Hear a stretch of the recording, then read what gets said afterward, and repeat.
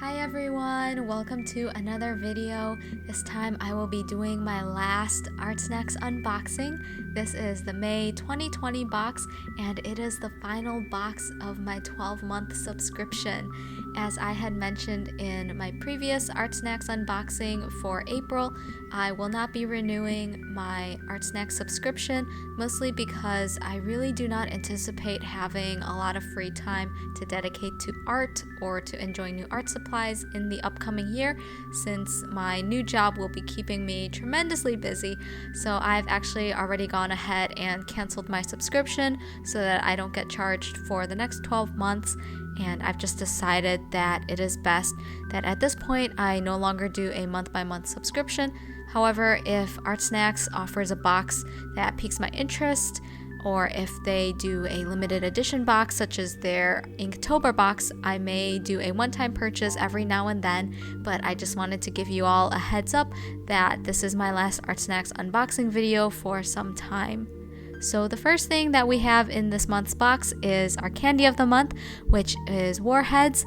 This was actually really nice because I don't think we've gotten Warheads in some time. I think the last time was maybe the October box. So it was actually just really refreshing to be able to get something that wasn't a Dum Dum or a Smarties, because I feel like we were getting a lot of those in the past few boxes. Our sticker this month has kind of this wavy optical illusion pattern, almost like if you were to stare at it long enough, the lines might start moving. But anyways, so the first product that we have is the Marabou Aqua Pen Graphics. This is actually a repeat product that we had gotten, I believe, in the June or the July box from last year. And I'd gotten it in the color black then, and I've gotten it in the color black again. So this is a felt tip watercolor pen that is double-ended. It has a bullet nib on one side and a brush nib on the other. Next, we have the Copic Multiliner, which is basically a fine liner, and I had gotten mine in the size 0.3.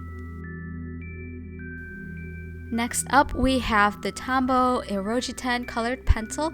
I had gotten mine in the color Cedar Wood, and I just want to give a heads up that I will not be swatching this out since I am in the process of moving, so it's much easier to transport a non-sharpened pencil than one with a point that might puncture the packaging. Next, we have the Higgins India Ink Pump Marker with a 2mm chisel nib. It has artist grade pigment ink in a refillable barrel and is water resistant with a matte finish. And then last but not least, we have the King Art Real Brush Pens in a set of 4.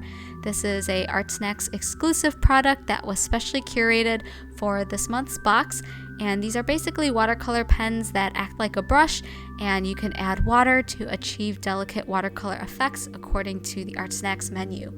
So I actually saw a few posts on the ArtSnacks Instagram that kind of featured these markers, and it looks like there were a lot of different colors that came in this month's box. So I had gotten the warm colors like the reds and the oranges, but based on the posts that I had seen, it looks like there were also yellows, greens, blues, pinks, and purples.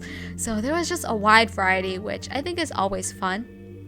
So that's pretty much everything that we got with this month's box. I will do swatching in the second part of this video just to show off all the different supplies minus the colored pencil. But first I just wanted to zoom in and show you guys the ArtSnacks menu in case there was something that you are interested in purchasing. So there are the retail prices listed on there as well as descriptions of each product. I do have a referral code down below in the description for 10% off your first ArtSnacks box if you choose to subscribe. However, I do want to point out that ArtSnacks does various promos throughout the year, which they announce both on their Instagram account as well as their mailing list. So if you're interested in getting a ArtSnacks subscription box, definitely shop around to make sure you get the best discount out there. But if you'd like, you could use my referral code for the 10% off. So for the rest of the video, I will just talk a little bit about my experience with ArtSnacks these past 12 months. I think it's pretty self-explanatory on screen for you to see me swatching everything out and trying the supplies, but definitely if you have any questions, feel free to leave it down below in the comments and I will be more than happy to answer anything that you may have. So overall, I feel like I had a really great experience with ArtSnacks these past 12 months. I think it was a lot of fun to be able to look forward to getting a box every month that was just filled with new art supplies to try out, and I really like the surprise factor. Granted, ArtSnacks does occasionally give teasers as to what products they're going to feature, but overall it was just fun that every month there was this box that you just opened and got new supplies, and it was just overall just a very fun experience. You definitely get a wide variety of supplies to try out that you otherwise may not ever get on your own, which I think is really neat. I think ultimately your experience with ArtSnacks just depends on your perspective or your expectations going into the art supply subscription. So for example, if you're just looking for a fun way to get a lot of art supplies to try out and you're open to trying a lot of different kinds of media and supplies, then I think this is a really great box, especially if you just are looking for some inspiration to create art every month using supplies that are brand new and that you're unfamiliar with. However, I think if you already know what supplies you like or don't like, which is pretty much what my case was, then you may not benefit as much from ArtSnacks, just because there will definitely be supplies that you get that you just have no interest in using, and so they just sit. So for example, going into ArtSnacks, I knew that I really liked fine liners and doing a lot of black and white art, as well as an interest in watercolors. I really don't have any interest in mechanical pencils or colored pencils or pastels or acrylic paint. And so for me, anytime I got products like that, I already had decided in my mind, like, oh yeah, I'll try it out maybe for the month, but afterwards, like, I'm really not going to touch it again.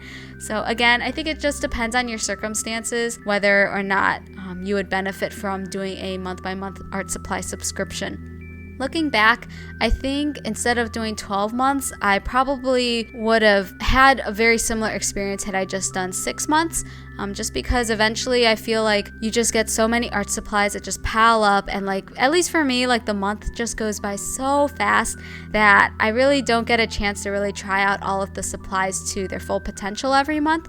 So I think at the end of these 12 months, it's like, oh my gosh, I have so many art supplies that I just haven't touched, and I just felt bad because I eventually just either sold a lot of them or gave them away just because I knew I wasn't really going to use them again. But I think if I had done 6 months, then at least it's like, okay, I have this set amount of supplies and I'm just gonna use what I have rather than continuously stockpiling more and more every month. I think it also would have been fun to do 6 months of ArtSnacks and then maybe 6 months of another art supply subscription.